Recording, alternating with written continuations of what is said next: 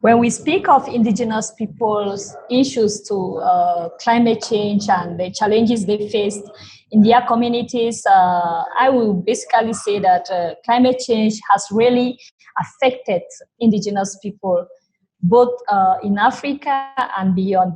So some of the effects of climate change we have noticed is changes in temperature and rainfalls that have oversight consequence. We also have loss of pastures. We have we also have increase in new diseases, existence of new diseases like the airborne diseases such as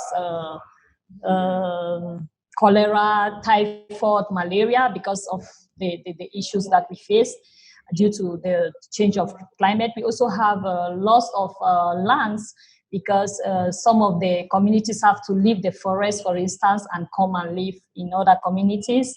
And then we also have like what do I say?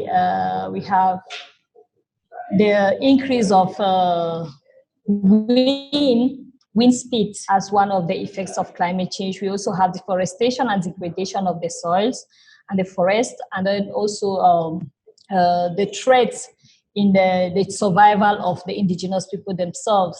Being indigenous and living in those places have really been a challenge to their communities. So basically, climate change has really played a negative role in the well-being of indigenous communities.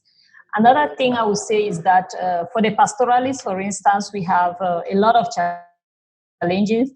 We have limited spaces for grazing right now. For instance, in Cameroon, our communities are facing a lot of problems with regard to land and being victims of expropriation and land seizure from wealthy companies that come in and seize their lands and take it for other businesses. They have been losing their lands and there is no compensation after losing those lands. So there is loss in property and everything. And then also the pasture is becoming so rare. So it also causes conflict between the pastoralists and the farmers. So there are also increase in conflict because of land issues, looking for better pastures, and the lands are being reduced to, certain areas. So it's really a problem.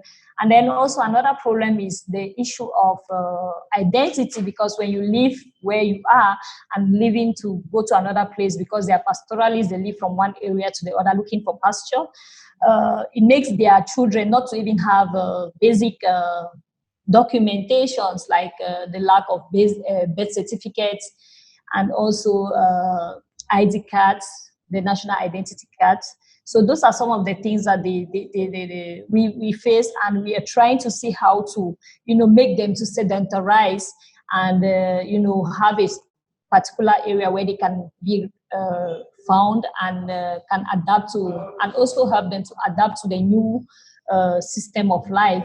Mitigation strategies are being put in place. We teach them how to mitigate and adapt to new environment, and also to see how they can use their traditional knowledge, because indigenous people have for long used their traditional knowledge to preserve the environment in which they live, and that has enabled them to protect the environment. So using their traditional knowledge is another thing, and we are trying to document and see how we can preserve the knowledge for future generations, because we realized it's fast losing its importance. So documenting it in order for the younger generations to also understand how they can use that traditional knowledge to live in their environment and to reduce the effects of climate change on them.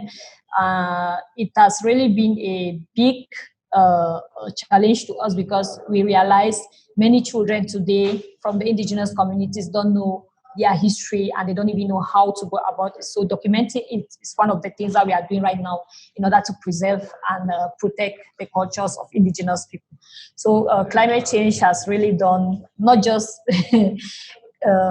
impacting on their lives, but has really changed totally their livelihood. So it's a call for concern, and as indigenous people, we need to be at the table where decisions are being taken with regard to climate change, and how we indigenous people can use our traditional knowledge, our know-how to, mitigate and adapt to the effects of climate change, and try to see how we can propose good solutions that will enable not just our own communities, but the society and the world at large to, try to reduce the effects of the climate change. And what we also want to ask is that when they are talking about climate justice, indigenous people should be involved, because what I feel is that when they are taking good decisions, indigenous people are not always there, and that they should use like the elders of those communities to help them, bring in solutions that will enable the society at large to benefit. Because, for instance, if you take the case of Australia right now with the fires, indigenous people in Australia have proven that they can use their traditional knowledge to reduce what is happening. But since they are not being taken into consideration, their opinions are not really taken into consideration. We see what is happening. So I think they should really be part of the decisions in order to make things move. And also, what I would say is that indigenous people depend on their land and their resources. And if these lands and these resources are not existing anymore, it means that the indigenous people will also disappear. So people should try to see how they can preserve the lands and also the resources in order to enable indigenous people continue to live, because their livelihood depend on those things. So what I wanted to add is that right now in Cameroon, we face a lot of challenges with regard to the ongoing crisis in the country, and indigenous people are losing their houses, their properties and everything, because they are being targeted. For instance, our pastoralist communities are victims of what is ongoing, and we have a lot of women and girls who are affected.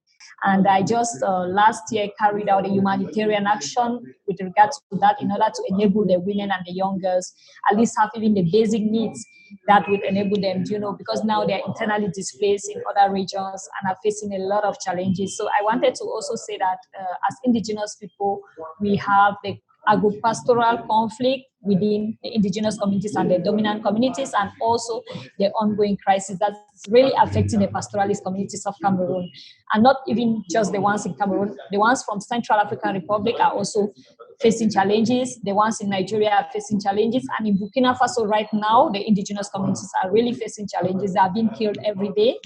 And so I don't know whether that one is also very important to share with you, but I felt it's necessary to let you know that that is what is ongoing right now. And the indigenous communities are really having challenges right now in Cameroon and some of the countries I just named.